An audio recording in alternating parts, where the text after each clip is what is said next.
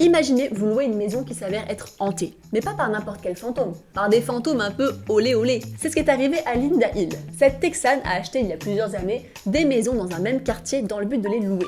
Les affaires marchent plutôt bien, mais une maison pose problème. Tous les locataires qui y habitent ne restent pas longtemps. En 2 ans, 10 locataires différents se sont succédés. La raison ? Eh bien, ils évoquent tous la présence de fantômes très portés sur la chose. Et par la chose, j'entends le cul, clairement. Certains racontent avoir entendu des gémissements sexuels. D'ailleurs, j'ai pas précisé, mais la maison était une ancienne maison close. Au début, la propriétaire n'y croyait pas vraiment, mais un jour, alors qu'elle prenait une douche dans cette maison, elle a entendu une voix lui chuchoter « Tu es jolie » en anglais. Elle pensait alors que c'était son mari, mais il est ensuite entré dans la salle de bain pour lui demander à qui elle parlait. Elle a donc vraiment commencé à croire que la maison était hantée.